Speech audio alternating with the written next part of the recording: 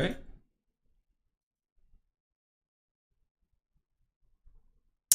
Okay. I think we're back live. I am terribly sorry about that, everybody. I have no idea what just happened, but I just happened to look at my streaming software and it just said, we're done. And I have no idea why, which is very interesting. So, trying to get everything back in order.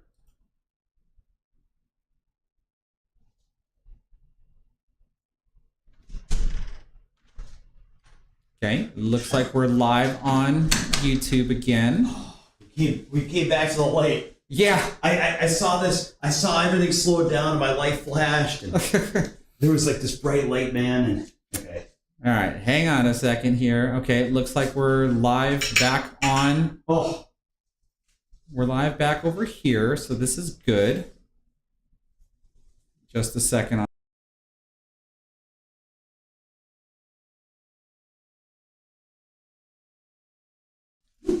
Okay.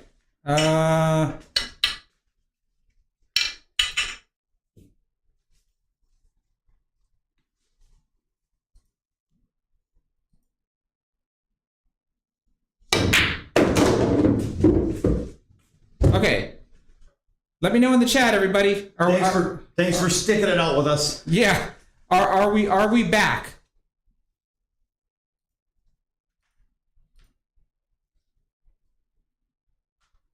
I think we're back. It looks like we're back. I'm just not entirely sure. Let's see. I have to go back to this, and I think to this. This.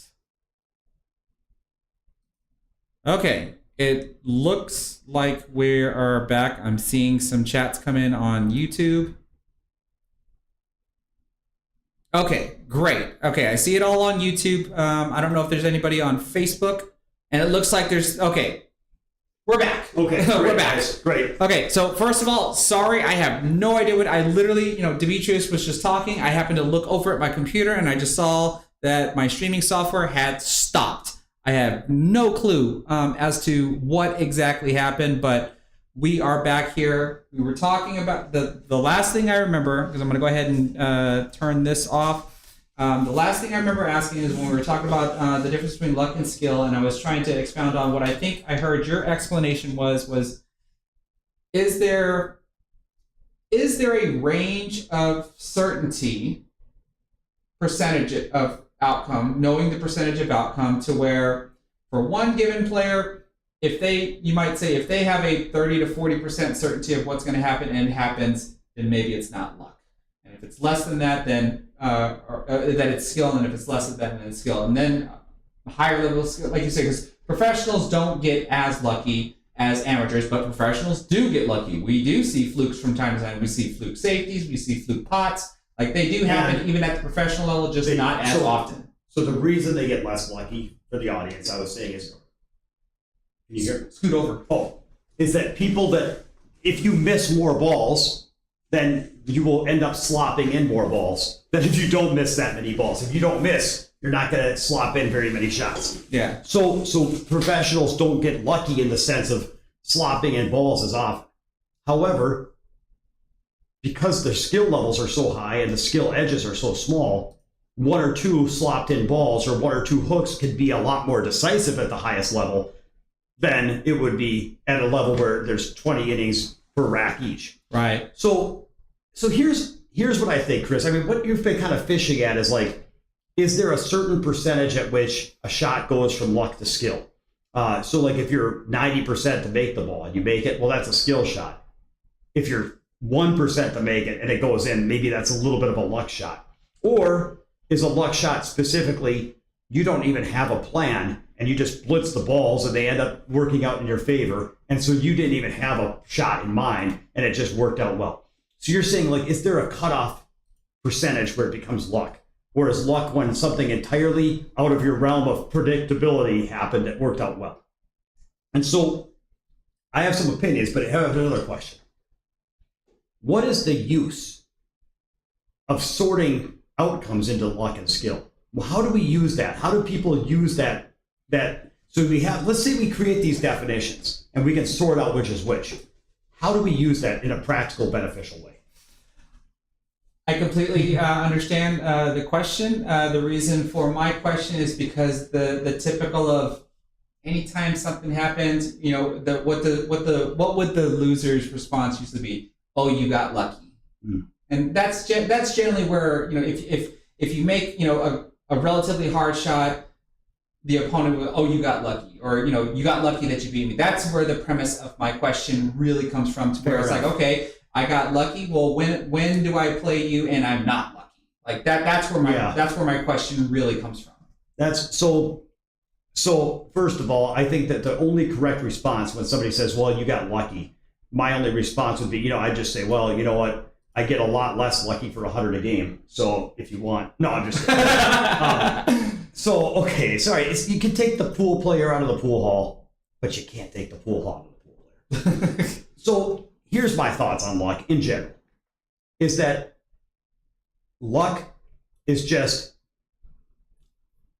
events that we didn't predict that work out in our favor, or events that we couldn't control that work out in our favor. Or, you know, events that we couldn't predict or control or repeat that worked out favorably for us. But the things that I've thought about with this is a lot of judgment involved, a lot of judgment in who's to say that it's in my favor or not. And also there's a lot of judgment in how it was out of my control or not. So let me give you an example of things that we think are in our control that might not be, and things that we think might not be that are. So let's take a spot shot. The 8 ball's on the spot, the cue balls, you got cue ball from the kitchen, and you shoot the 8 of the corner. Now, is that in your control? It's like, well, if I bet you, could you do it 10 times in a row? You're not 100%, so you're not 100%. So anytime it's not completely repeatable, there's a little bit of like, maybe it wasn't entirely in your control. But now let's go to the other extreme. Let's suppose we're playing 8 ball, and it's just you and the 8 ball.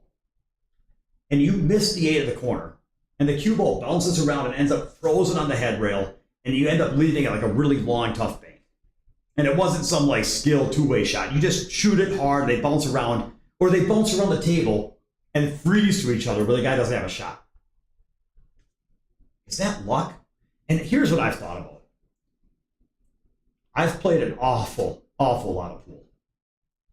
And what I've noticed is, when you are in a good state of mind, with positive energy, amazingly lucky things happen. And that when you're frustrated, in a negative, resentful state of mind, it's just amazing how many bad things happen. So one of two things is the case. Either when you're in a good, there's always a similar amount of good and bad luck. But when you're in a good state of mind, you don't really notice the bad, and you just appreciate the good. But when you're in a really, really bad state of mind, you just obsess about everything bad that was happening. Like when I was whining about that run out, oh, this and oh, that, and oh, this is so tough, and how come that's there? Like, it could just be a bias, like an observation bias, that when you're in a positive state of mind, you just observe the good luck, and when you're in a negative state of mind, you observe all the bad luck. Or it could be that we're in a positive state of mind, we actually create good fortune, and when we're in a negative state of mind, we create more negative events. And it could be both. My opinion, having played a million rounds of pool, is that when we're in a positive state of mind, we create good luck. And it's not as impossible as it sounds, and here's why. If you shoot this 8 ball and miss, and the balls roll around the table and freeze to each other, and you don't leave a shot, the balls started at a standstill. The only thing, what moved these balls, the only thing that moved these balls was your arm, controlled by your brain. And even though consciously, maybe consciously, you're not capable of doing that, of chipping the 8 one rail and having the cue ball go 4 rails and freeze to the 8, you can't consciously do that. But your subconscious is tremendously powerful. And it's maybe your subconscious is so amazingly gifted at this game that when you're in the right state of mind, if you're thinking happy Peter Pan thoughts, it finds a way to make something happen that's favorable. That sounds kind of hippie, like woo-woo, but I'm telling you, I've seen this so much. And on the other hand, guys, I've seen it where people are in a negative state of mind. They find way. I'll give you one example of something that's impossibly unlikely. This one right here. I was playing 8-ball, and I had 2 stripes on the table, like this. No, backwards. There's 8 balls here. The stripe is here. And I don't know, maybe it was a backcut like this. I had to shoot this 13 and come 1, 2, 3 rails and get on the 10 of the corner for then run out. And I cut this 13 ball in, and I was in a negative state of mind. Everything, I was just struggling with everything. And well, I made this, and I came 1, 2 rails, and I rolled down and froze to the rail on the 8 and got hooked. Now, I mean, how do you get hooked there, right? Right. Like you can't do that.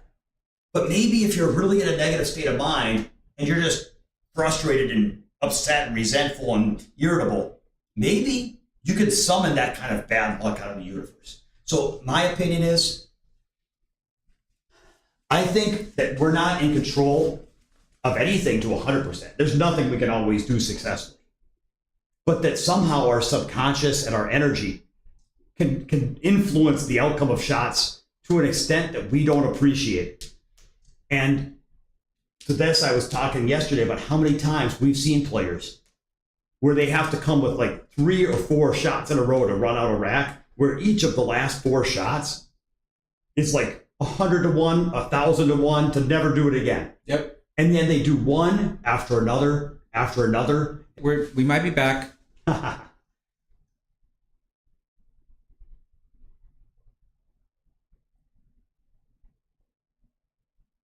Okay.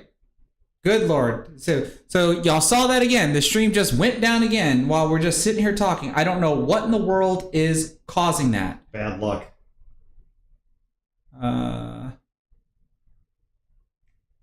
Move or something? I just want to see if the actual play is actually okay. So yeah, I have no. This is a first. I have no idea what is happening. This is a first. I've never seen my streaming software. Bad luck. We're manifesting bad luck. Keep your energy positive, Chris. Yeah, exactly. Maybe it's negative energy that's causing this. Maybe. So, are we live? Yeah, it looks like we're live. Okay. So let's not agonize over the tech unless we need to troubleshoot it again. But my point is, we all see this every week. Put it in the chat if you've seen it. Have you ever, anybody in the chat ever seen somebody make 4 impossible shots in a row to win a rack? It happens every tournament. If it was truly statistical, I've seen runouts that are so statistically unlikely, I should never have seen them once in my life. And yet, it seems like I see them every week. And you know who's doing it? Describe the state of mind of the person who's having that miracle run. They're always like wide-eyed, in the moment, just sitting there trying to figure out a way and doing it's like there always is some person who's like at the absolute peak of their here and now and positive energy and just like, you know, and so somehow there's a state of mind people can enter to where they can do things and their subconscious can influence things to a level that just because we don't understand how it works, I see it too often. And I can give you a great example. Go to YouTube when we're done and watch my match with Sky Woodward. So Demetrius, Gelatis, Skylar Woodward. And we play an 8-ball match. Race to 5, bar table 8-ball. And I was down 3-2 in a race to 5, but it was my break. And I just felt that if I could break and run out, and not just run out, but if I could run out with some attitude and some stank and just kind of send a message to Sky that like, he's going to have to beat me. I just felt in the moment that he might fumble. And because I've played a lot of pool matches. And so I broke and ran out and I was running out with, it wasn't just enough to run out. I was running out with some stank and a little swagger. Like I was going to take the set off him. And at 3-3, sure enough, he got a little weak. And if you watch his body language and if you watch what was happening, he was digging himself a grave and killing his soldiers and laughing and scratching his head and kind of like, I don't understand what's going wrong with my game and this isn't working, and just making it worse and worse and laughing at how bad it was. And he buried himself in a hole in that rack where he was down to 2 balls on the 8 ball, and he was hooked and he was defeated. He was defeated and he was ready to lose that rack to let me up 4-3 and breaking. And this was deep in the tournament. And he was slumped, and you can see this. You can see this, slumped and laughing at himself and defeated. And then you see Shane Van Boning walk by, because Shane was there. And Shane came over to start watching the match. And the commentator even says, oh, Shane just walked up and started watching. And you know what happened? Sky was slumped over, sitting there like this. And then he saw Shane come walk over. And it's like he didn't want Shane to see him that defeated, so he stood back up. And he looked at the table. And he walked over and grabbed his jump cue. And he kind of like, oh, okay, well, Shane's watching. You know, I want to show. I mean, I want to make Shane proud or whatever. He gets up and jumps this ball in. Full ball, full ball jumps, back cuts the ball. He ends up hooking himself again. Even worse. Now he's got an even worse jump.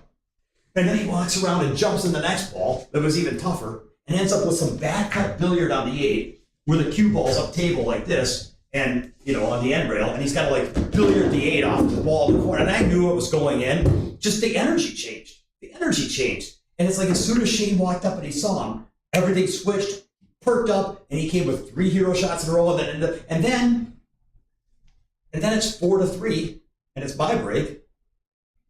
And how am I feeling? I'm a little grumpy. I'm a little grumpy all of a sudden, right? So I get up and break, make a ball in the break. My cue ball comes to a stop. And an object ball comes 2 rails and kisses me in the corner pocket.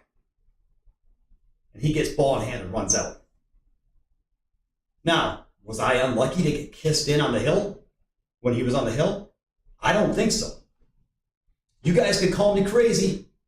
My opinion is it was my negative mindset that I was in at that moment that somehow my subconscious, I played my cue ball to get kissed in that corner. I don't know how that works. It may sound absurd that I'm so, my subconscious, is it possible my subconscious is so good that it could break in such a way to put my cue ball in a spot to get kissed in? I don't know. All I know is it seems like this happens a lot, where I'm in a negative mindset and then something bad like that happens. And after the match, you'll see I walk over to Sky and say something. And what I actually said to him was, I said, I don't think I was unlucky to get kissed in. I think your run out was so good, it put me in a bad state of mind, and that stuff happens. That's what I said to him. So if you guys want to go watch that match and watch it from 3-3 or from 3-2 him, you'll watch me run by Rack. You'll watch him kind of get defeated and start taking himself a grave. You'll see Shane walk over and the energy changes, and all of a sudden miracles happen for him, and I get kissed in for me. And I've seen this play out so many thousands of times that I just don't think of that as luck anymore. I think of it as your subconscious is tremendously powerful. So in my opinion, the whole thing with luck is like, these are just words we use for complaining about whether or not we got what we think we deserve. And then in the end, we're not really in control of everything, but we have a lot of influence over everything with our effort and attitude. So instead of trying to figure out what I'm due and whether or not I got shortchanged from the pool gods, I just look at it like it's your job to keep positive energy, try your hardest, and take it when it comes. I love it. That's all I can say. Nope, I love it. Okay. So I think that's enough of a talk break. Yeah. You guys want to see a powerhouse drill? I'd like to see a powerhouse drill.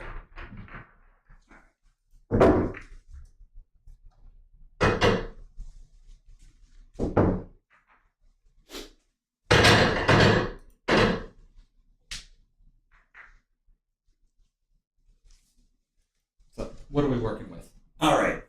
Yeah. There is no luck in pool. People are just not seeing the physics at deeper levels. That's amen. I don't see. Okay, yeah. Let's see here. And then that Chris Belling run-out was one of the best I've seen by a pro. That's the one against of Mika. Course. Yeah. Then you just have to believe. Always keep the mental positivity. That's right. Alex Johnson. Thank you. I'm not crazy. I'm not the only one that knows. Okay. boxes on the table with that little projector system? Oh, yes, I know what you're talking about. I'll entertain them with a shot. Give me just a second, because we gotta go back to dimming the lights and whatnot. I don't know a shot. I can shoot balls in one handed sometimes. So I think we're gonna switch back to this. The projector should still be on, so that's not the issue. Oh. Did my camera die out? Oh no. Oh no, are you kidding me? Oh wait, there we go, we're back. Okay. Wow, there's just so many technical problems today. Did the camera flicker out when I made the 12-rail bank? No, I'm just kidding. Okay, so we're gonna dim the lights back down. So, and then I've got some other lights that I have to turn off. That light goes off. And this light goes off. And so, if I remember correctly. All right, we've got a drill saved here for you guys. We're talking about Phantom Zone. The Phantom Zone. So this, I originally called this the Problem Zone drill, but it wasn't a very cool name, so I call it the Phantom Zone, like the Superman 2 with the guys in the disc. What was that thing called? The Phantom Zone. That's what it was called. They were being sent to the Phantom Zone. Yeah, yeah. So here's the move I want to talk about today. Is the 2-rail stun shot cross table. So let's suppose you've got the balls, and this is a very common spot, is your balls in the rack area, option balls on the side rail, and you've got to play shape from the 7 to the 8. Of course, if you get really full, you can draw back. But a lot of times, you get a little angle. And so the shot you use a lot in pool is you use a stun shot.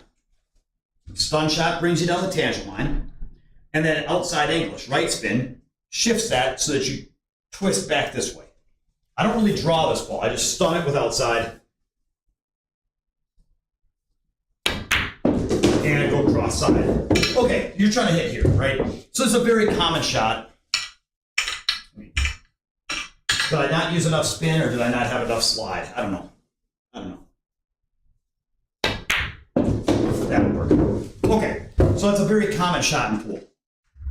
Great. The problem is,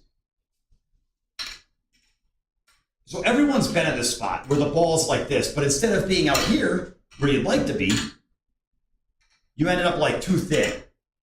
And maybe the 8's a little further up table. And all of a sudden it's like, we've all been in this spot, right? Where this ball's like, maybe this ball's real close to the rail. And now you're so thin that the shot becomes hard to make. And there's not really enough low right in the universe to bring you past the side without flying up. You're never gonna like play it softly to here. It's too thin, too difficult to control, and too difficult to control speed and direction. So everyone's been in this spot. Everyone's terrified of being here. And so people want to get thicker on this ball. Great, that's fine when the ball's near the rail. But what they don't realize is, once this ball hits half a diamond off the rail, now all of a sudden, this is way too flat to comfortably move the cue ball. Like if you look at this angle here, the speed required to come one rail across, look at that angle. It's just too thick. You'd have to hit it. You have to hit it hard. You have to hit it really hard. It's easy to rattle the ball. It's easy to come out to the middle of the table and die here. Or even if you hit it really hard, you can hit it just a little low and you lose your cue ball across corner. This is just miserable from here. So what people don't realize is that I call this the problem zone, from the second to the third diamond, half a diamond to a diamond off the rail. When the ball is closer to the rail than this, you want to be on the same side of the table as the 5, 4, whatever it is. But once this ball hits that half diamond off the rail, you want to be on the opposite side of the table to have enough angle to come cross table for the 8 in this corner. And so when I see people playing, they without fail, they don't know the difference between this, and they typically get way too full on this ball and really struggle to control their cue ball. And this is what Hector was asking about how to get up table for shape on a rail, is you want to come from like this diagonal. Mm-hmm. So to teach this, there's a few tricks to this shot. I have a cool run out. where 3 balls are always in the same position. The 5 goes here, the 7 goes here, and the 9 ball goes right here. The 6 ball goes somewhere in this zone. Sorry. Okay. You stole the 5 ball. I did. There. These balls are half a ball off the rail, so they're not frozen. And then but a half a ball. They're not a long way off the rail. So the 6 is going to go somewhere in this zone here, and the 8 is going to go somewhere in this zone here. So what's really cool about this drill is that these balls aren't always in the same spot. And that part of the game, part of this drill is learning that as this ball adjusts, you're creating different targets with the cue ball as to where you want to be. So that's each time we're trying to get on either the 6 ball or the 8 ball. There's kind of 3 phases of the shot. The first part of the shot is coming around the table and trying to figure out what angle we need to pivot from the 6 to the 7.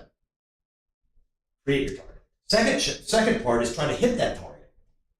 And then the third part of the shot is, depending on if you get a little thick or a little thin, knowing how to adjust to recover from the angle you got. So like create your target, try to hit your target, and then for where you actually land, adjust the shot as necessary for where you land. That's part of this, a big part of this drill. Now, when we play from the 6 to the 7, we're going to be going 2 rails and out, like this. Similar when we're coming from the 8 to the 9. The difference is when we're coming from the 6 to the 7, my target is kind of up between the 2nd and 3rd diamond. So I have an angle on the 7, and I'm not hooked beyond the 9. This would be a little full.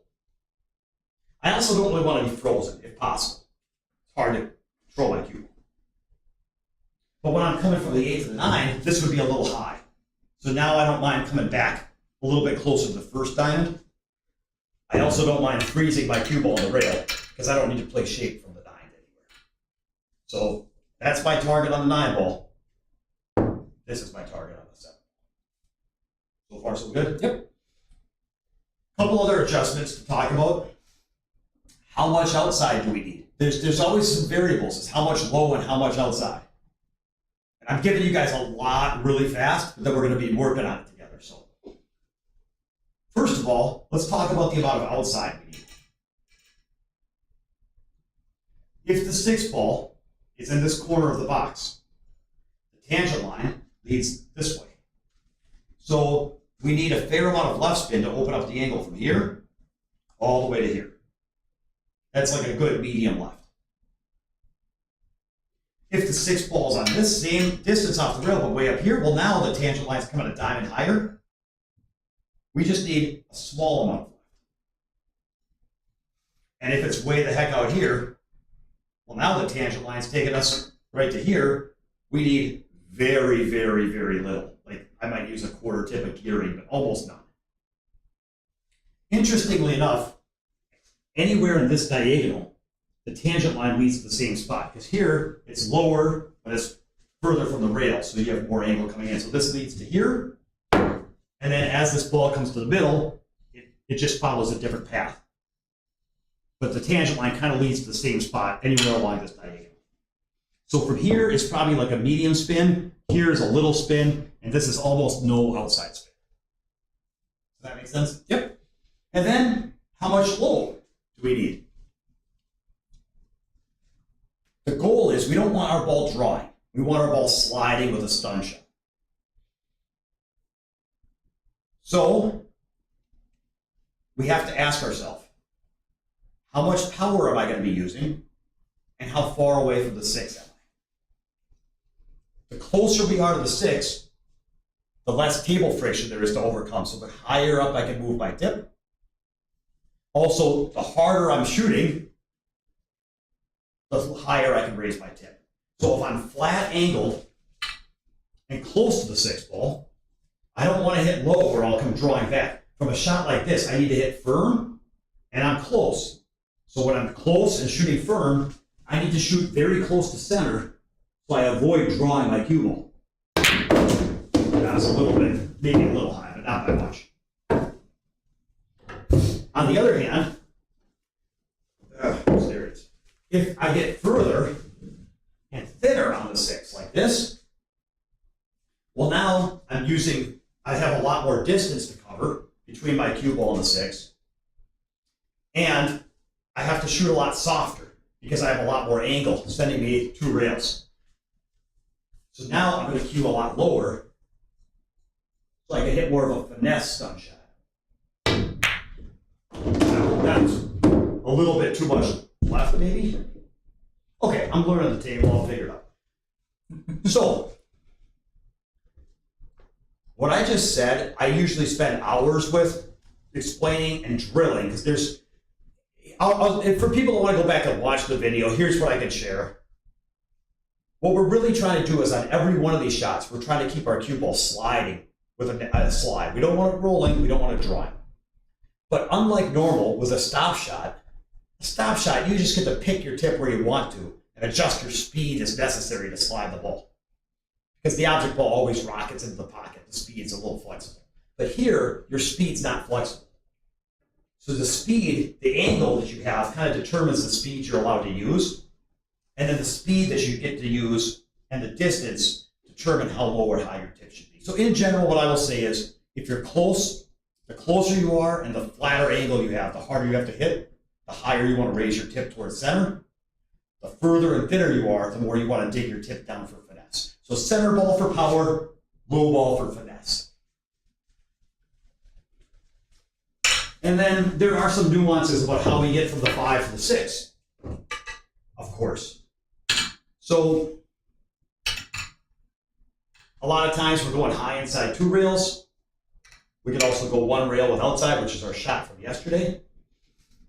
But in general, the more inside English we use, the quicker we get into this rail, which means the quicker we get off the rail, and the quicker we get flat on that ball. If I use less inside, I hit higher here, which brings me longer this way, and I get thin on that ball. So I'm not totally comfortable with this table, and I'm in the dark, but what I would say is on this, I'm going to try to demo this a couple times, and then you're going to try it a few times. We're just going to walk through it. Yep. So my thinking on this is I don't want to be any thicker than this. I don't really want to be any thinner than this. So this wedge here is kind of my target. And in the middle of that is the 1.5 diamond. I'm going to give myself a nice angle and use a medium inside English.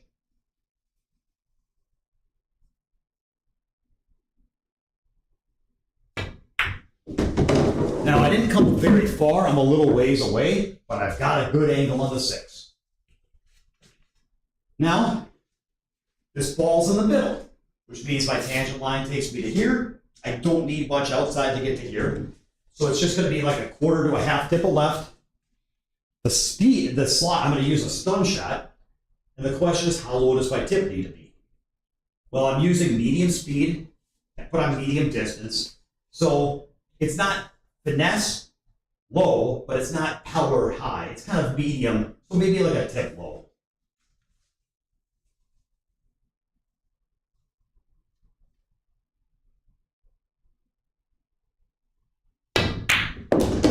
Now I got a little close to this rail here, which I'm not liking, but my run continues. So now I'm going to roll the 7. I'm not going to really use side spin off the rail unless it's dire emergency because it's too hard. So my cue ball is going to be rolling down this line. So I have to ask myself, where along this line can I be? I wouldn't want to be this long and full. Once I get here, I should have enough angle. And I'm probably okay all the way up to about here. So I've got somewhere outside the 2nd diamond, not quite as far as the side pocket. So I'm kind of picking my zone, maybe like between the 2nd and 3rd diamond.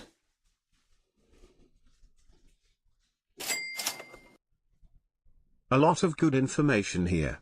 Thanks for doing this. Boy, I overcut it a little bit. So now I'm a little close to the rail. This one got funny. Getting on the rail is no good. All right, so now, tough shot. Stun line takes me to here. So I need a fair amount of right spin to turn it back to this 1st diamond. And the power needed as far as low, I'm going to be using, I'm saying this before, medium speed, so medium low.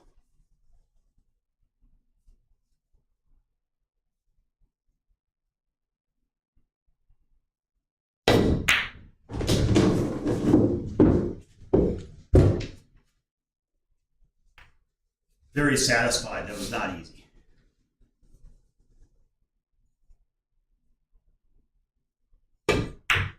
Okay, nicely done. I'm going to do one more. That was a little bumpy. I landed near the rail on that third shot. Okay, so while you're setting up, I do want to take an opportunity to thank Justin C. for the $5 super chat. He's saying a lot of good information here. Thanks for doing this. And then we do have a question from Dennis May Baroto. He says, how many of the shots in general do you use English on in general play? He notices for himself it's about 80%. He's curious to know what your ratios are. I can't narrow it down to a percentage for myself. I basically just tell myself that if I know my cue ball is going to go into a rail, I do at least try to analyze if the angle in to the rail is going to, if the angle out is all I need. And if it is, I'm not going to use any side spin. If I need to alter that outbound angle, I'm going to use side spin. So but I can't really put it down to a percentage. There's a lot of times where I might have a layout where my cue ball is not going to touch a rail. So I'm going to be staying near the vertical axis. I'm not going to veer off very much. I'm going to use top spin, bottom spin to maybe manipulate the tangent line, but I'm not going to have any side spin. It's only when I know that my cue ball is going to go into a rail, and if I basically say, well, the natural outbound angle is not enough, I need to help it, then I use side spin. That's my answer. I can't disagree with that. My answer is twofold. One, a lot of times when I'm cutting balls in, I use like a quarter to a half tip of outside English. They call it gearing English. Yep. And so I do that habitually without even really paying attention. Even if I'm not going into a rail, if I'm just shooting a ball in the corner and just for the win, a lot of times I'll brush it with a trace of outside. But if you're talking about how many times I actually really load, like not necessarily load the ball up with spin, but actually put meaningful spin on the ball, I would say in straight pool, it's 10%, in 8-ball, it's 20%, and in 9-ball, it's 50%. Because in general, Chris mentioned this, hold game, when you're holding the cue ball, stop shots, soft rolls, you're not really spinning the ball. Spin's about controlling the angle that the cue ball moves. So if you're not moving, you're really not spinning. But when you're moving the cue ball around and coming off multiple rails, I'm usually using spin to help influence the direction or speed. So therefore, to figure out how often I'm using spin, it kind of comes back to how often I'm moving. In straight pool, where you can shoot any ball in any pocket, it's like 90% hold and 10% move. So I average 10% hold shots. So it's like, or 10% move shots. So it's like 10% of the time I'm spinning. 8-ball, mostly hold, but there's some more clusters to break and problems to solve. I find that maybe 20% of the time I'm using spin. And in 9-ball, it's typically 50% of the time. On an average 9-ball rack, you're going to have 4 hold shots and 4 move shots or something like that. And then sometimes it's 7 move shots, sometimes it's 7 hold shots, but you're talking averages. So those are my averages. Cool. Thank you for the question. So another attempt? Yeah, so now this is in a little different position. So I have to redefine my zone. This is as full as I want to be for sure. I don't mind being a little thin. So right on this line towards the middle of the table, which is a little further down than last time. So I back off my left spin just a little bit. So I hit higher on the second rail and go a little bit more towards the middle. That's reasonable. All right, so how much left spin do I need? Well, my tangent line here comes to about here. So I need a medium left to get me back here. And how much power am I using is a medium. So fairly low. This is about the same angle as before. Medium speed, medium low, tip of left.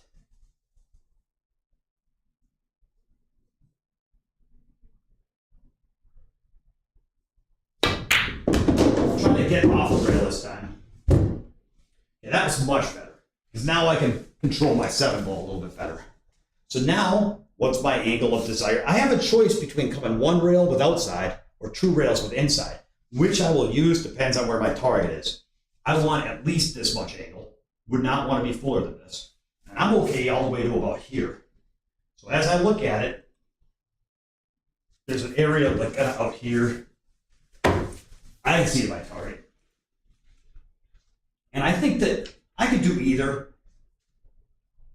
But I feel safer just going one rail here. And then if I'm coming one rail, I'm kind of coming this way. So I need to get past the second diamond and no further than the side pocket. So my target in the middle of that line would be like the third diamond line would be ideal.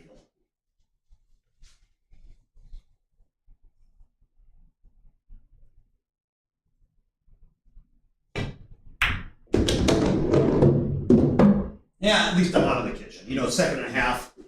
This is okay because this is a good angle. So now I want to come back to the same line, tangent line. Kind of brings me here. So a little bit, I need a fair amount of outside to beat that second diamond. In terms of draw, how low do I need to be? Well, I need a medium swing, so just one tip low. It's I've gotten the same angle on all four of these. I haven't had a crank one, and I haven't had the finesse one. These are all nice mediums. What's hard is just making the ball.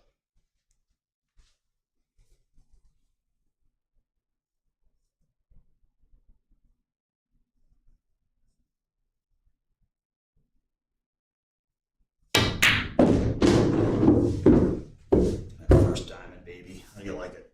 Nice. Okay, now I get to go for my 9 on that side. 3 rails. Hey, man. We saw it yesterday.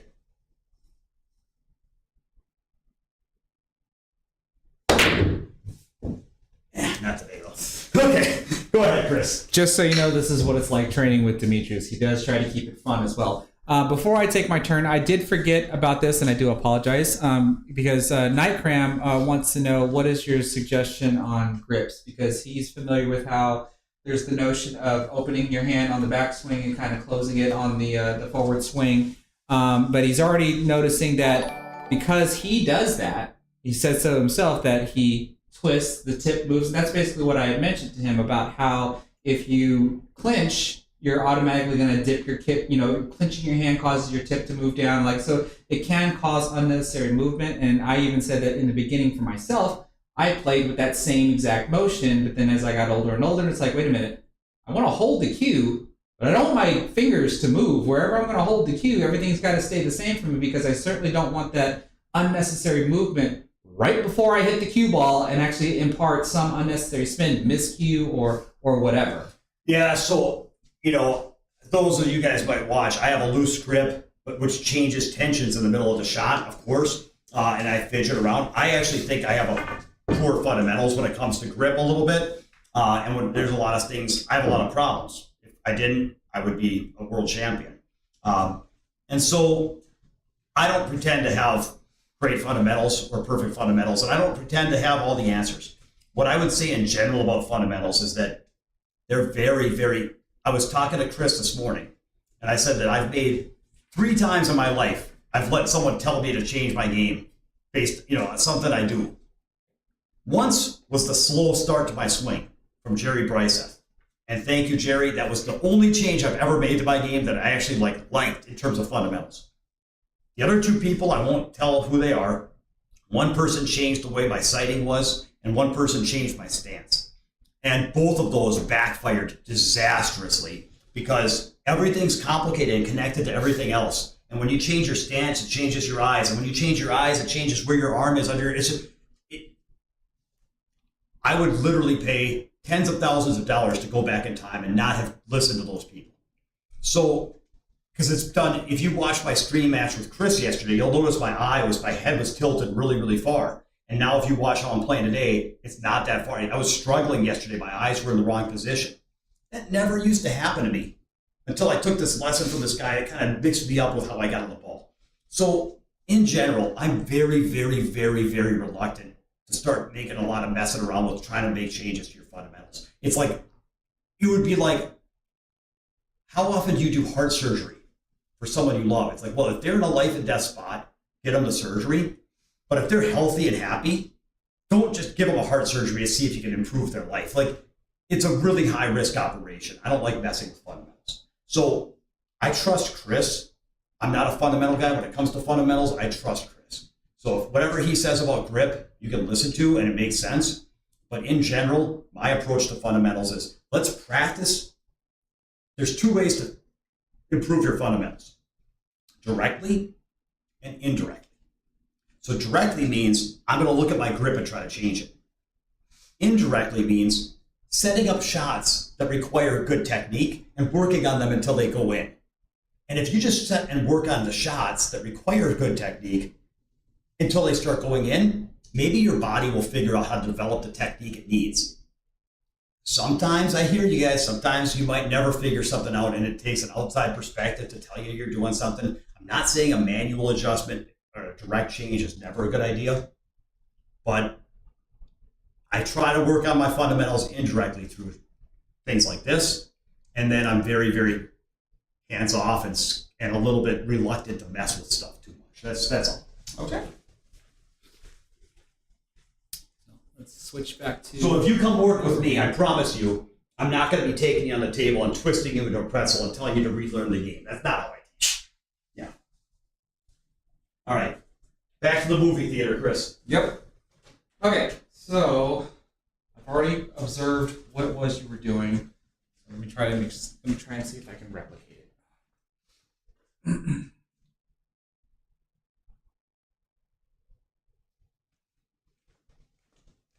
Not going to move my cue ball. I'm going to try.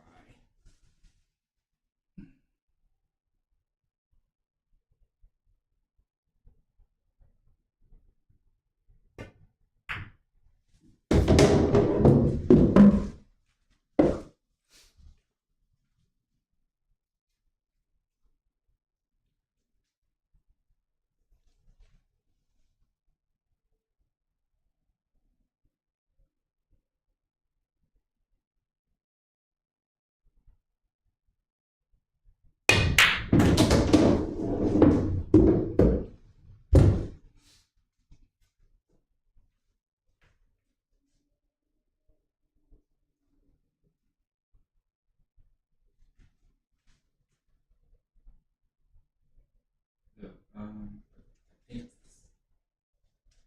think it's the same.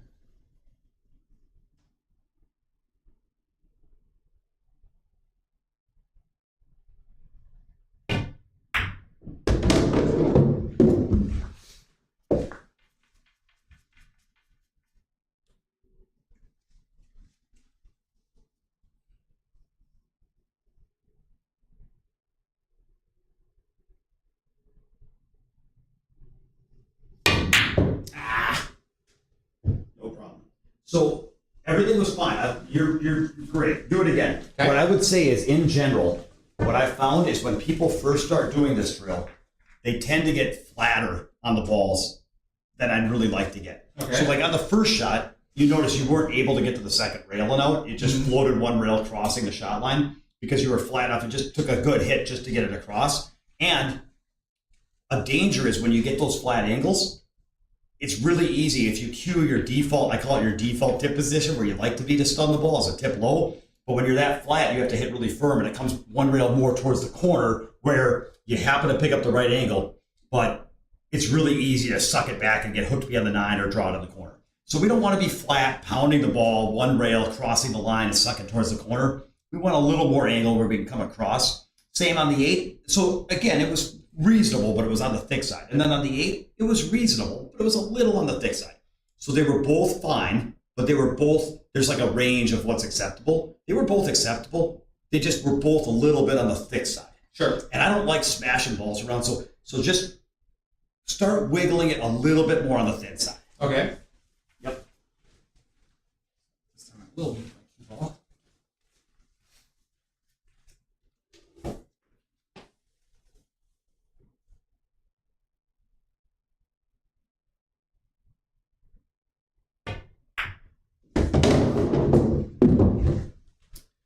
Hit the ball, Chris.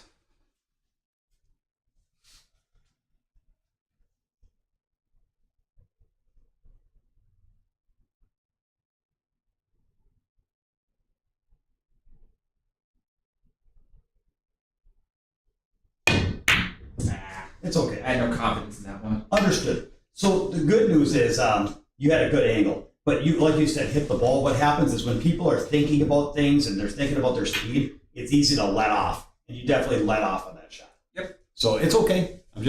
I'm the coach. This is what I'm here to do. And I'm here to let other people know that you guys make sure you accelerate through every shot. Same thing. Yeah, you got a lot further. This is a lot further.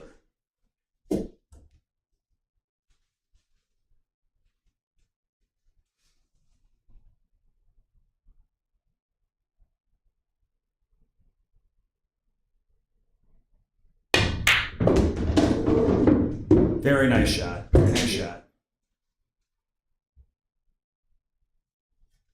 I feel like this is the position you were in. Since I'm stuck on the rail, I might as well just do. Well, but the 8 ball's in a different spot. So come on over and look at where that 8 ball is. So to me, this 8 ball's very far towards that, like the thickest it'll ever be, which means you want more angle than I wanted.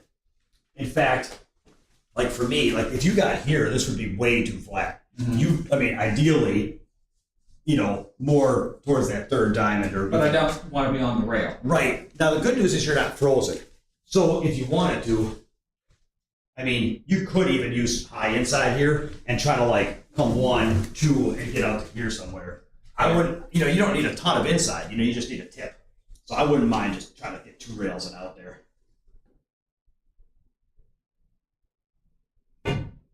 That's great, right there. And I love this position. Like this is the angle we want. Because that 8 ball, if you guys look on the screen, it's on the farthest towards the spot of all those darts, which means this is the spot where you need the most angle. So anything thicker than this on the 8 would have involved a really hard hit.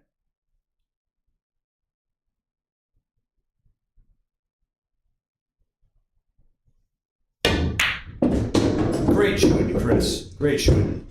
Thank you.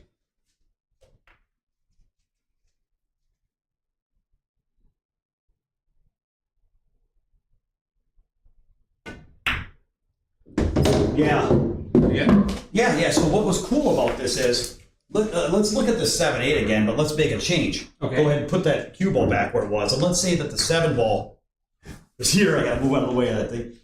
The 9's here, but now this time, instead of being here, let's say the 8 ball was like this. Okay. Well, now somewhere like you were near the 2nd diamond, I think. You were, maybe something like that. Okay. Let me see. I'll know what the angle from over here.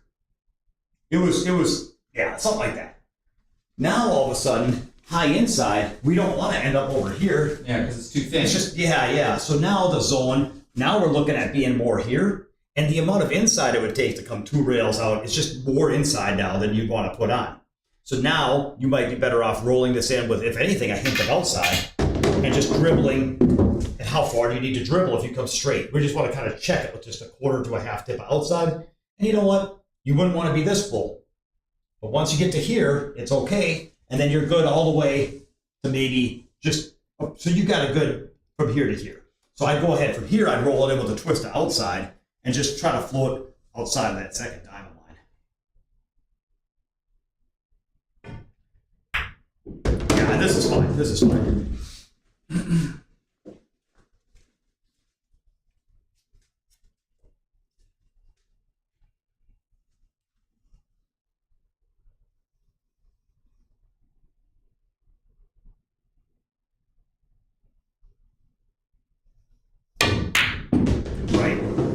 I'm going to go a couple times. What you guys will maybe seeing here in the videos is like, well, you're very long on these balls. But what sometimes a 9 ball is a game of movement and angles. And a lot of times having a good angle means more than having a close shot. I would rather be where Chris just got than be closer with a flat angle. That all being said, if he's off the rail on the 7, he can play with a little bit more control to get closer. And so if he's closer on the 6, he might be able to get off the rail on the 7. So little by little, we'll get better on the 6, off the rail on the 7, closer on the 8, and pretty soon we'll start making this run look really, like that was really good, but we'll make it even look better. So here, this ball's really low. So does that mean I want to be here or here? I want to be closer. I need a bigger angle, so I'm going to play to hit even higher up the side rail, which means less inside English.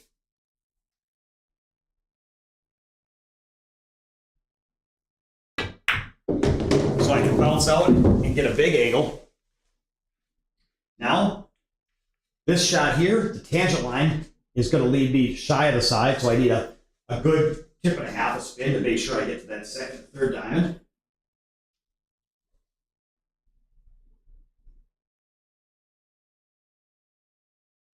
Okay, need to get off that rail. I did. Okay, now on this 8 ball, this is too thick. I don't want to be this thick. This is okay all the way to like this. So I have to decide between 1 or 2 rails. I like 2 rails from here. And I can come all the way to the middle of the table if I go that direction.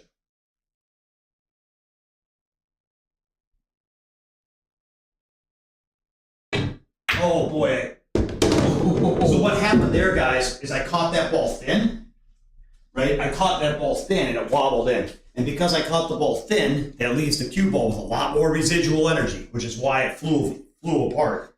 So that's why I almost missed and I almost ran too far. Fortunately, I'm thin, but I'm so close to it, it doesn't take much power to keep my slide. So this shot, while uncomfortable,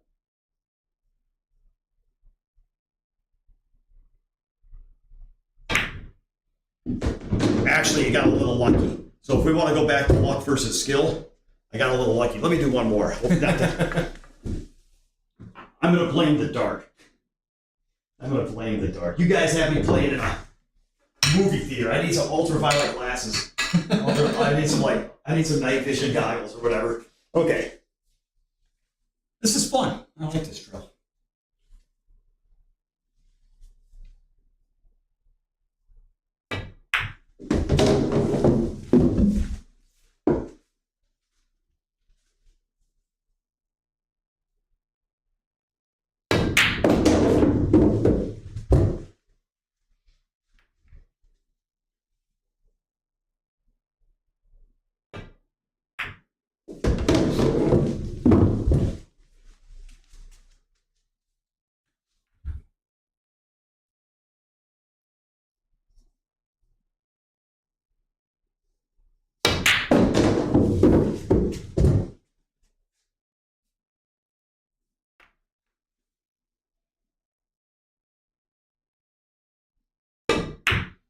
Okay, not perfect, but not bad. Go ahead, Chris. I just wanted to try to run through one in real time to let people know that the runs don't have to be slow and agonizing. I was just trying to talk through my thoughts. Eventually, you just gotta start feeling your way through.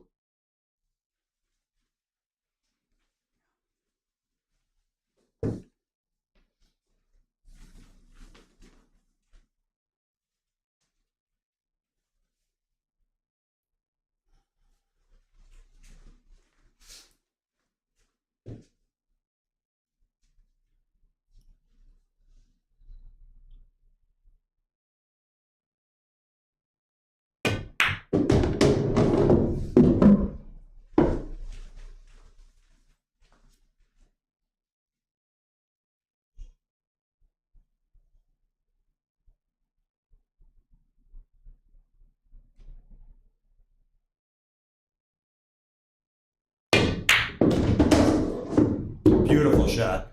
Thank you.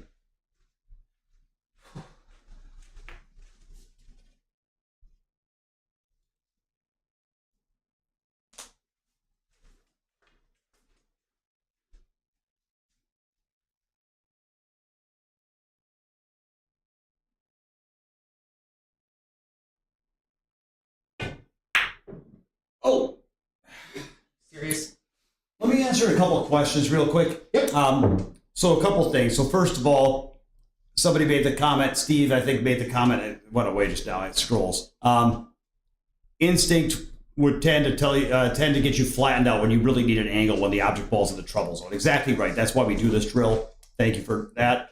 What size table? It's an 8-foot table, but it's a diamond. And then lastly, Trevor Simpson has a great question about when we use high inside 2 rails versus 1 rail with a little outside. And what I would say on that one, Trevor, is it depends on 2 things: the angle you have on your shot and where in the zone the next ball is. And I'll explain in a minute. Oh, beautiful, beautiful shot.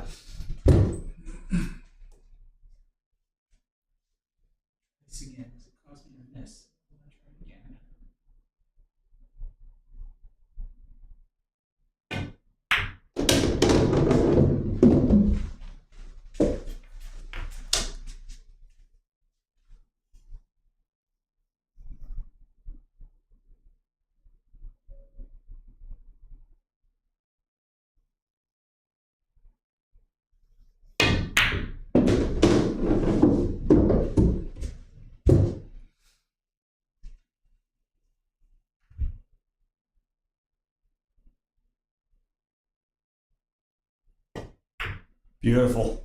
Beautiful. Nice job. Thank you. So, to answer the question about high inside 2 rails versus the 1 rail, let's look at this 6, this 8, 9, and this is supposed to be the 7, but I've got the 6. So here's my first thought. When the half ball hit is kind of an interesting angle. When you're thicker than half ball hit, as you get thicker on this ball here, the rolling ball will take you through the tangent line towards the side rail more and more. So if you're straight, you're going to almost follow it in. From here, a natural high ball will take me 2 rails and out. So I wouldn't even really need inside English to come 2 rails and out here. If I'm half ball hit, it only takes a medium inside now. As I get a little thinner, I'm not getting as much help from the follow to get to the side rail. I need a little inside. But the problem is none of these angles would work with outside because I'm so full that if I try to roll this in with outside English, the forward roll is going to overpower the check. I'm still going to go right at that side rail. So when you're thicker than half ball, rolling the ball in with outside English doesn't really work. And you've almost got to go forward. Or stun, which we're not going to do. On the other hand, when you get thin, now I'm so thin that the cue ball's not rolling through the tangent line much. And it takes almost no outside English to come straight out. We saw that in the drill yesterday with the wagon wheel. I can just roll this in with a twist and it comes straight up the table. On the other hand, if I try to go inside 2 rails from there, as I get thinner, the follow's not helping me get into the second rail, which means that in order to get inside 2 rails from here, I would have to load this up with like maximum inside, which, while doable, is a little bit more difficult. So in general, when I'm looking at the angle on this ball, if I'm thicker than half ball, I'm probably going forward 2 rails. If I'm thinner than half ball, I'm often looking at going 1 rail. And then if I'm exactly half ball, I could do either. And it depends on where this ball is. So now the second variable is where in this zone is the object ball. If this object ball is in this corner, well, my target now, I don't want to be out here. I need to be more out here. And so playing 1 rail with outside, this is, if I had to pick my perfect line, it's this. If coming 1 rail this way, it's kind of like the closest I can come to playing the line. I can just float towards the middle of the table, like this. And have a good angle. If I go 2 rails, I risk getting on the rail, too thin, something like that. On the other hand, if this ball's on the other end of the zone like this,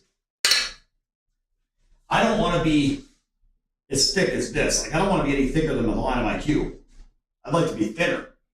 And if I go 1 rail, I have to go a real long way to get down here. And I risk coming up short or going too far and getting hooked. So now, coming 2 rails allows me to cross this line. I gotta get across this line.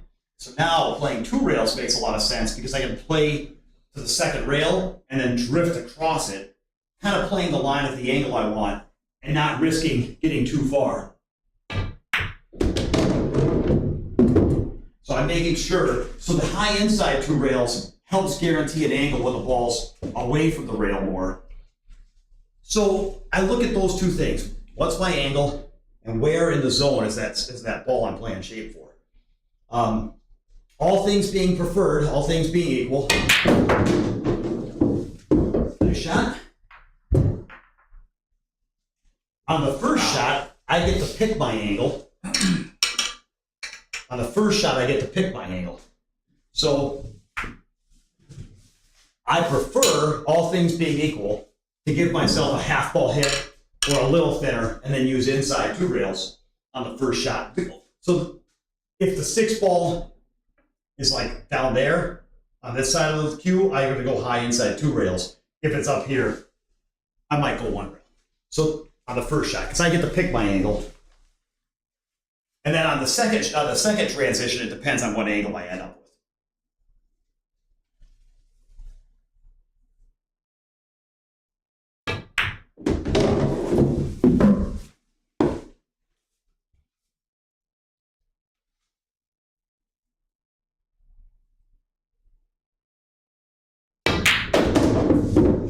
now I don't get to pick my angle.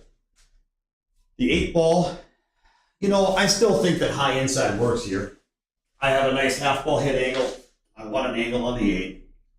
I think I'm okay with inside. And both would work. Both would work there.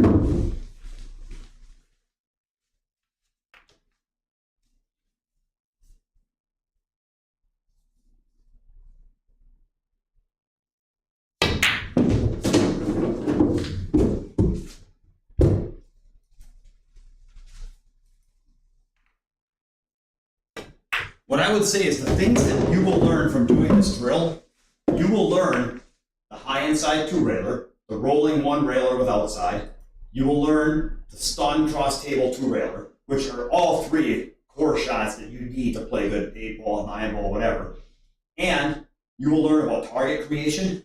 You will learn how to adjust your path, like how much inside you use when you come on this line, this line, this line, this line. And you'll learn how to adjust that path depending on when you're thick. You're coming into the second rail sooner with roll, so you have to use less spin. Whereas when you're thinner, you're going to be coming into this rail, you need more. So you're going to learn so much about these shots, how to control it. Remember that fight over 6 inches. So this drill is just a beast. And what makes it cool is because the balls are never in the same position twice, you always have to be creating targets and thinking. If you stickered these up and put them in the same spot every time, then you just go on autopilot. You learn one maneuver in one way. And it's like, this just is like, it's like going from a weight machine to free weights. Like it. Good. We good? Yeah. Cool. I'll be right back.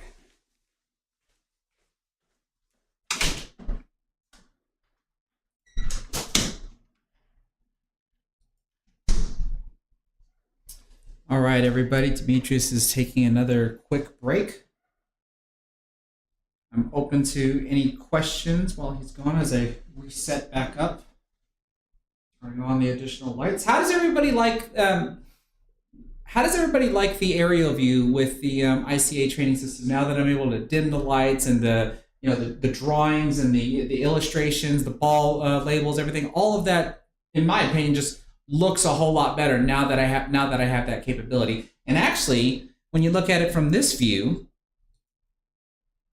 I mean, even from this view, it doesn't even look that bad anymore. Because I've got actual lights now that are kind of surrounding my table. I've got 4 different lights that are surrounding my table that are dimmable, rather than having 2 lights that are basically right above my table. Because it created such a what's referred to as a hot spot, a very bright spot in the middle of my table, which kind of blocks the projection lighting. So if I were to dim the lights from here.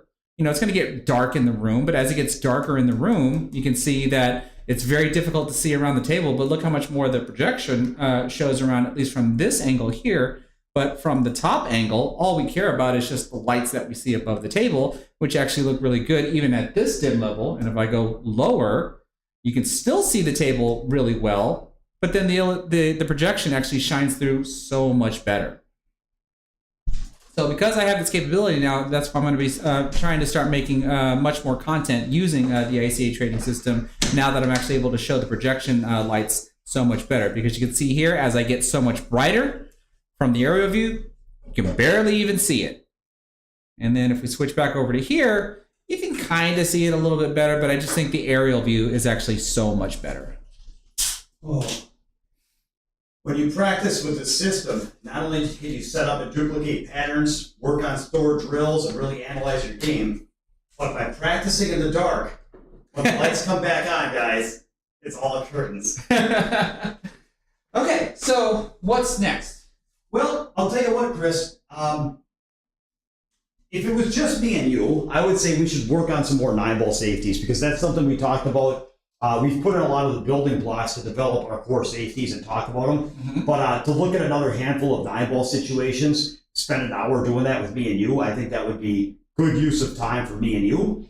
As far as the viewers, I don't know if that's something we should do online or offline, or you know what I mean? Like, I don't know if that's good material for you right now and for everybody's interest level on a Saturday night.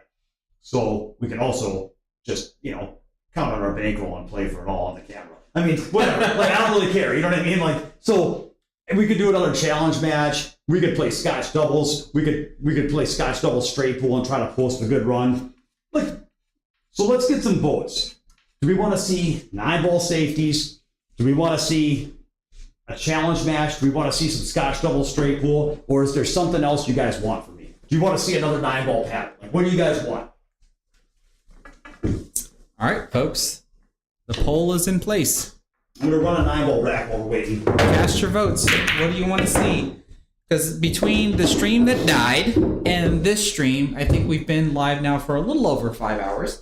So we can, I guess, end the stream on anybody's vote. Exhibition match, more training. If it is an exhibition match, what kind of exhibition match do you want? We did 9-ball yesterday, and I got smashed 9-2. So I can certainly try to redeem myself from there, maybe. What does everybody want to see? I'll let y'all get a good look at me, even though I'm blocking Demetrius's run out that he's currently doing.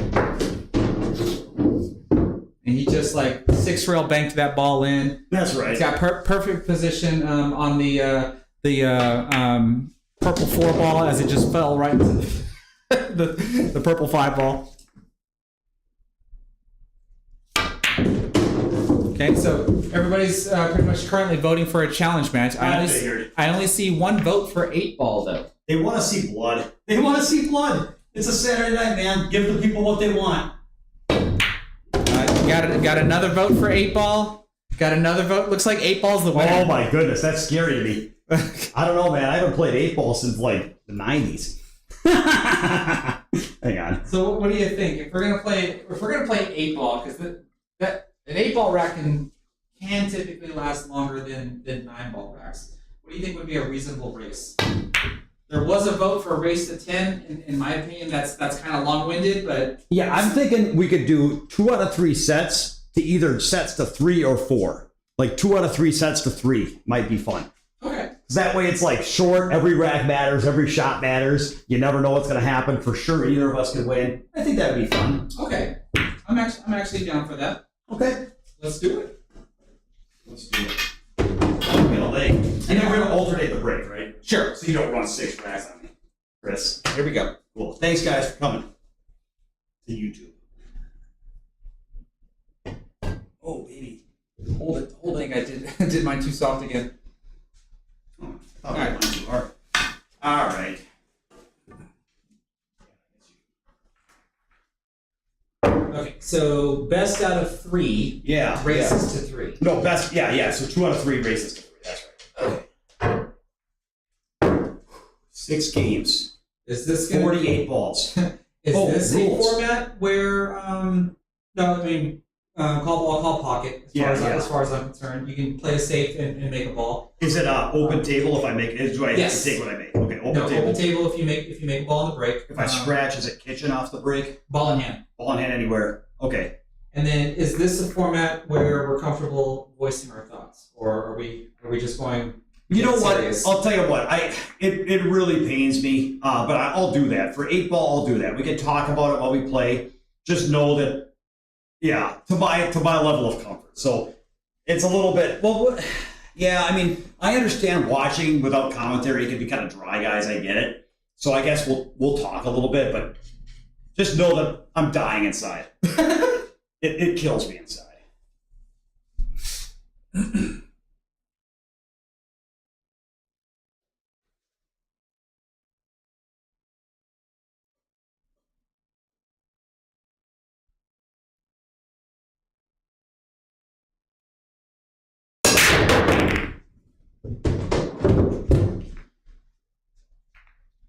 A little bit of left spin never hurts.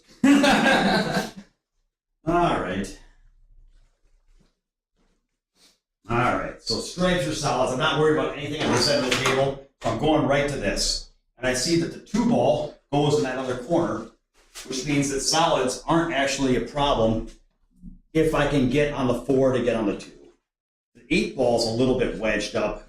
It would be nicer to have stripes if I played, because then if I cleared the round with 8-ball, then it's easier to get on later. But I think the question is it easier for solids to get on the 8 or easier for stripes to deal with this? And I think it's easier for the solids to get on the 8. So I think I'm going to take solids. Gosh, I really want to get on this ball, but I have the wrong angle That's a little funny. So I can shoot the 4. I'm a little straight. You know, I could also try to get better on these balls by going 7-3. You know, I'm going to look at strikes one more time. This is a big choice. Take the 9. I like my starting shots better with strikes. All right, I guess with solids, I've got to go 7-3. How do I get back up here, though?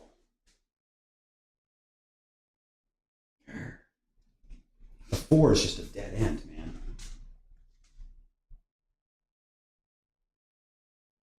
All right, I'm going to have to shoot it anyway.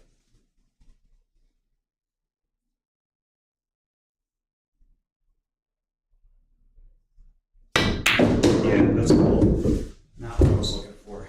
It's a tricky opener. I didn't like it. So I'm already off the path. And I feel like that could cost me the match, but now I got to regroup. All right. I just got to make this ball, flick it in with draw to kill the cue ball. Maybe hit the 9 or the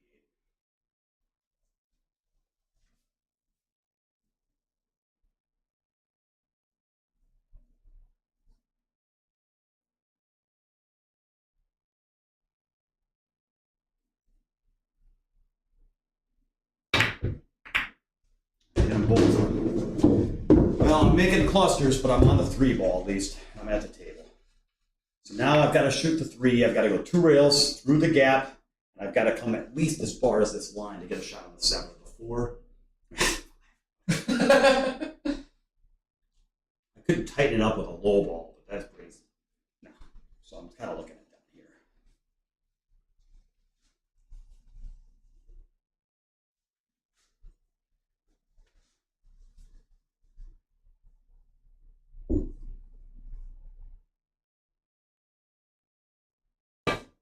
I didn't think I hit that.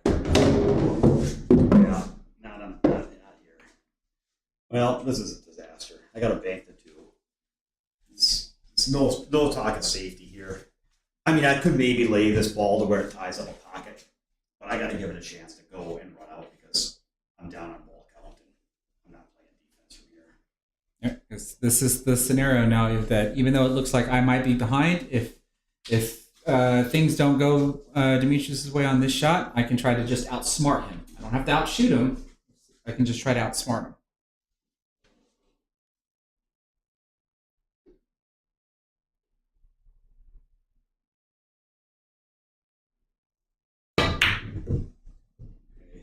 I try to leave the cue ball long and maybe tie up a pocket.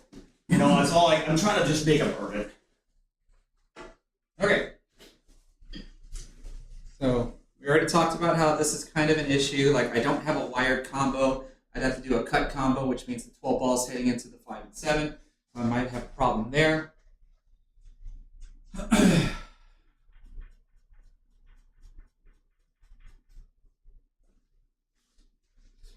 9 ball does at least go. That might be able to get me on them, but I'm talking about parking the cue ball right there, which is really difficult.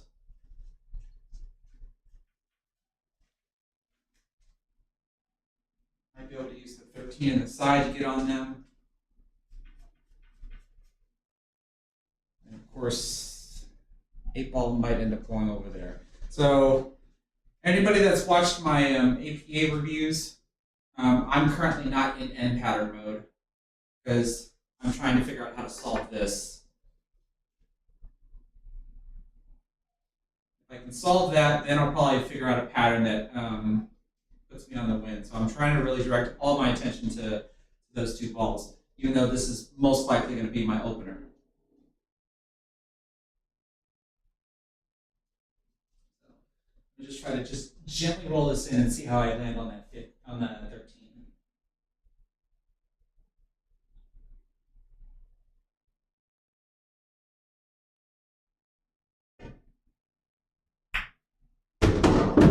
Land high.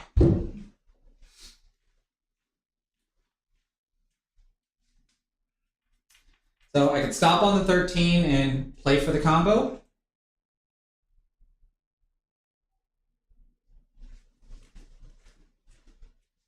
This is actually a good angle, and I probably would have to pop the ball just to try to make sure that the 12 ball gets out.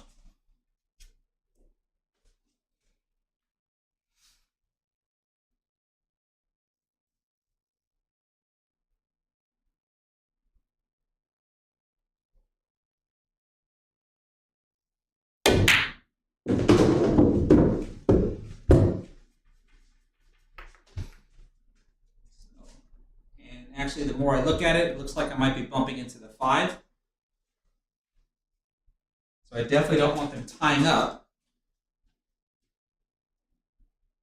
So if I do decide to go for this, I got to hit this with a little bit of authority. 11 in the corner.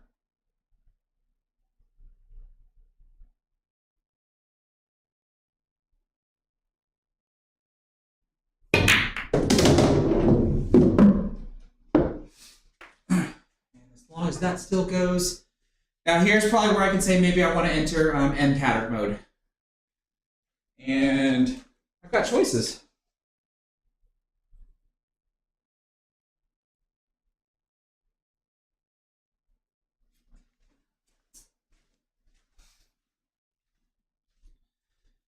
The more I look at this, the more I don't like it. Because the only way to get there would probably be using this ball. Whereas this ball almost gets me there immediately.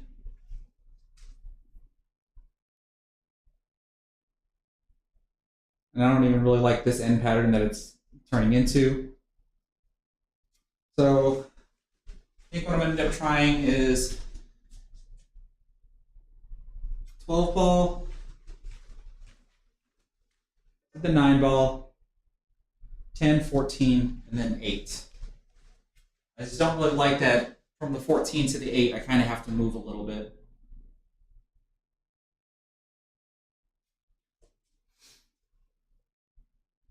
Right. That's what I'm sticking to. I know there's other patterns, but this is the one I'm sticking to.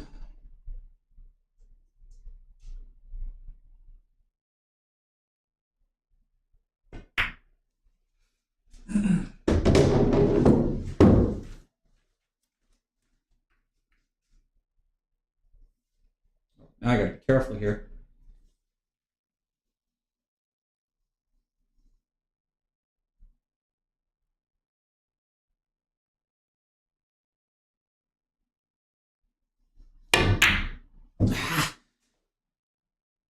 I back up. All right, guys, I've discovered something, which is I have to change my mind, and here's why. I feel so strongly about this. I guess you could almost say it's against my religion. It's against my religion to talk and play, because here's why. There's a time to teach, right? There's a time to talk and explain things and brainstorm and think out loud, and that's educational, but it also sabotages performance.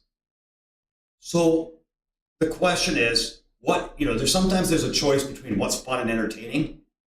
And part of me is like, okay, so I'm just sharing my thoughts on this. It's if this was about seeing the highest quality play, well, you could watch, Shane win the world championship on the WPA. So I understand it's not about, if I don't play my best, it's like you guys can see better players than me. So it's not about showing you guys great pool.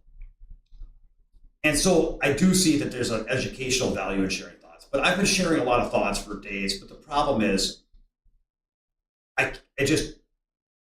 when you compete, too many people, guys, there's too many league players out there that watch videos and read books and that learn concepts. And then when they play, they think that playing is about drawing lines on tables and being really analytical and butt wiggling into stance. And it's like, no, when you compete, you just got to be a complete spider monkey street fighter and just fight, and give it your all to find a way to win. So you train like you're a gymnast, and then you fight like a street fighter. And so what I want to demonstrate is I just want to play at the highest level I can and demonstrate what it looks like to compete, which is if I don't run out that first rack and I go on and lose this match because I'm at 60% and I'm kind of pointing and waving my hands around while I'm talking, it's I don't know. It's against my religion. That's it. It's against my religion to clown around when I play. So I just don't think that's professional. I don't think that works. And so I just got to play. So that's it. Let's play. Go for it. And if it's not as fun, well, sorry. Well, Trevor Simpson is agreeing with you. He's saying just play.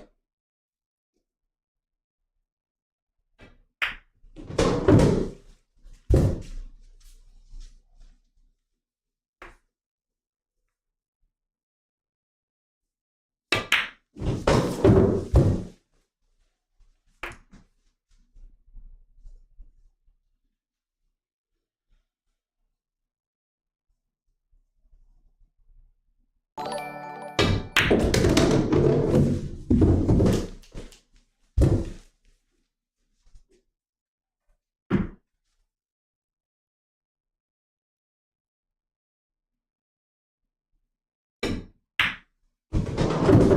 break. I didn't hear you call it. I didn't call it. I didn't use the 8-ball patch. Okay, I know. So since you said that, it's a true story. One of my favorites is I was playing. This is how I feel about this stuff. I was playing in an 8-ball tournament in Vegas one time, and they had us using 8-ball patches. I'm like, all right. So I played my first rack, and I put the 8-ball patch on the first diamond. And I shot the 8-ball in, and the guys on the other team were like, "That's a loss. It has to be inside the first diamond. Right. If it's touching the diamond, that's a loss." And I'm like, really? You're gonna like that? I was like, I have never heard that before. I'm like, all right. So I was kind of like rolling my eyes. I'm like, whatever, you guys, whatever you want to do. But we were playing by points. So anyway, long story short, 10 minutes later, I'm playing the final rack, and all I need is like 4 balls. And so I run my 4 balls to where I've already won the match. But the rules require us to finish the game before we all shake hands. So I've already won the match. I've run my 4 balls. I got to finish the rack, and then we can go on and play. And then we can shake hands and be done. So I run down to the 8-ball, and I walk over, and I put the 8-ball patch on the first time to get it shoot it in. Because it's like, what are you going to call it anyway? I was just so mad. I'm like, okay, sorry. Game time. Go ahead, Chris.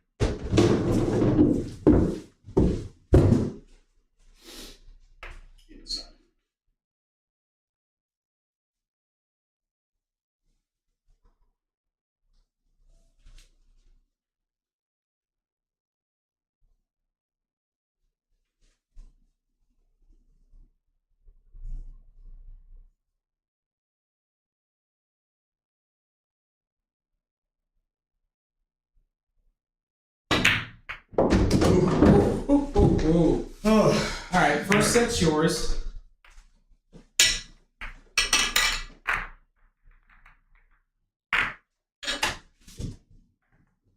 Try to do better this time.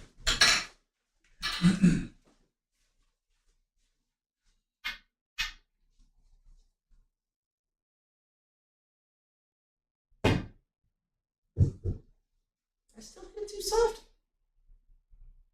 wait a second, my ball's rolling off. I was going for the corner hook. That way you get the leg, you know.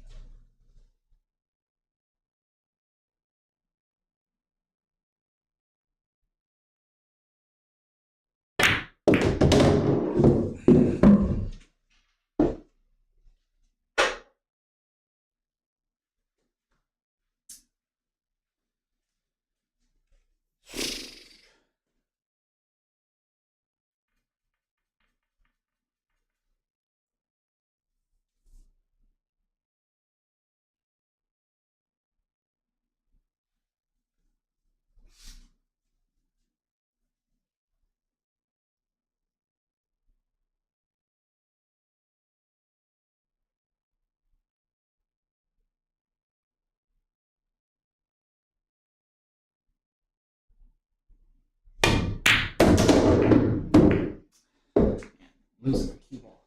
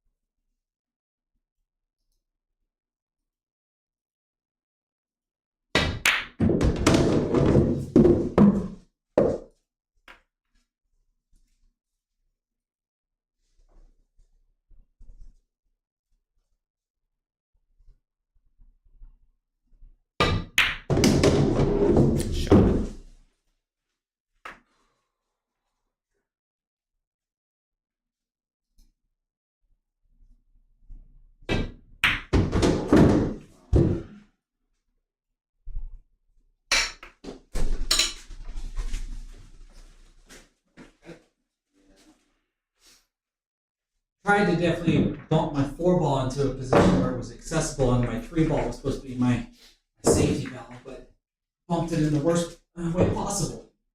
I got away with one there. I kind of like 14 railed at 13. That's okay. You know, you just try your best. Whatever.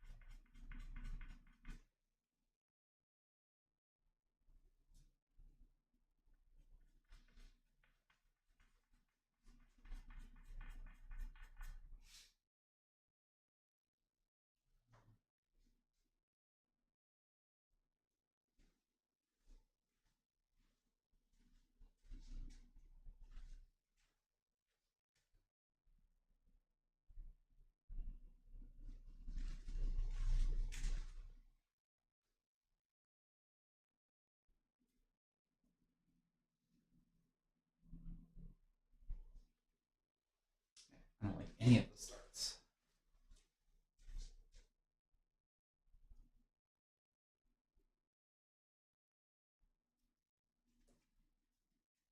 Bank to 13.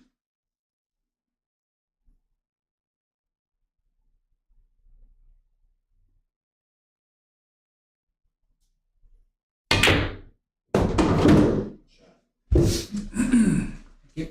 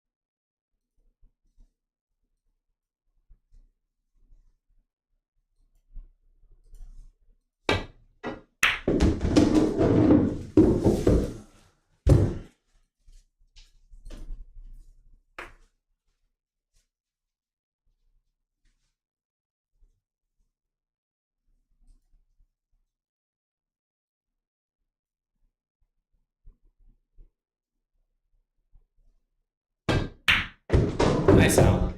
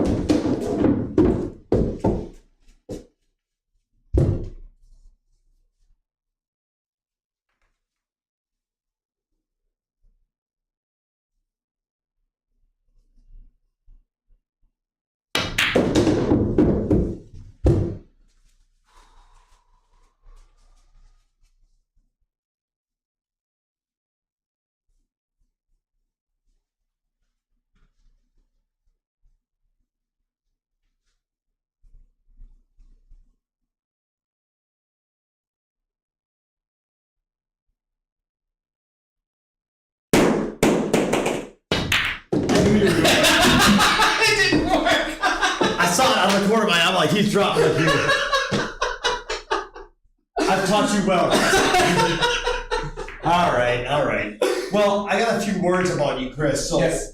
For those that are watching, I'll tell you something. I remember when we met on Cue It Up Network and when we first talked, and like, I was really impressed with you then, how authentic and genuine and down to earth you were. You know, I thought I was going to meet some big shot Hollywood producer that was like, you know, I was personally impressed with Chris, professionally impressed with Chris. And then working with him as a pool player, I'm impressed with you professionally with what you've done and the 100,000 subscribers and all this stuff.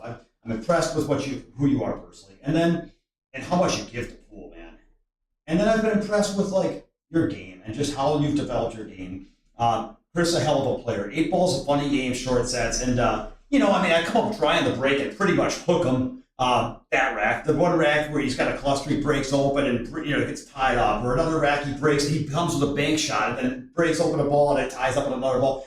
When it rains, it pours, guys. And meanwhile, I didn't play great. I was a little wobbly, but I played good enough to not give him back a bunch of chances to get going. So it's like it can happen that way. But rest assured, if you're watching his videos, like this guy can play. And I love what I'm seeing, Chris. I appreciate it. No, I really appreciate it. It's great. Because Demetrius and I have had a bunch of serious conversations since he's been here. I've been a little down on myself about my game. You'll get to see some of it when I start reviewing some of my most recent APA matches, because 2 days ago we talked about how I feel like I'm kind of coming out of a slump. It didn't really show today, but you'll get to hear more about it later on.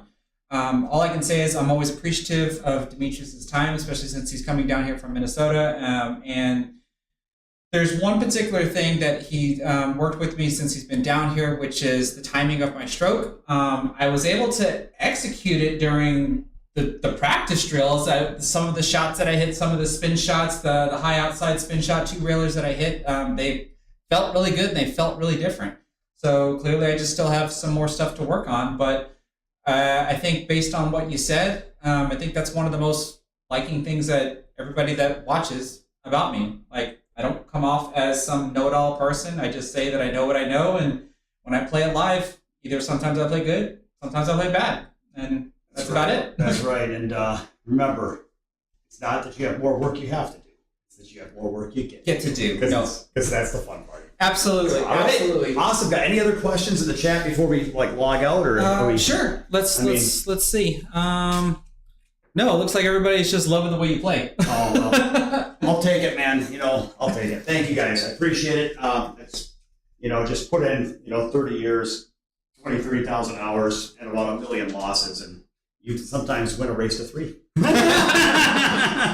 It's okay. It's been a fun time, guys. Absolutely. So this is pretty much going to end the stream for the night, and this is the last day for Demetrius to be here. So really, I'm just going to give Demetrius the floor to be able to close out the stream. Well, I think there's nothing more to be said. I just appreciate all of you guys for tuning in. Everybody that loves this game and is on that journey of getting better, maybe I'll just share one little tidbit, which is it's fun to improve, it's fun to develop, but whatever level you're at, whether you're a beginner, intermediate, advanced, whatever, the game is the same journey. We're on the same road, and you're not missing out from higher levels of joy, of higher levels of play. No matter how good we get, we're always dissatisfied when we struggle. And no matter how good we get, it's never perfect. There's always a ball I almost rattled in, or the one I almost hooked myself, or the one I barely got through a wobbly rack.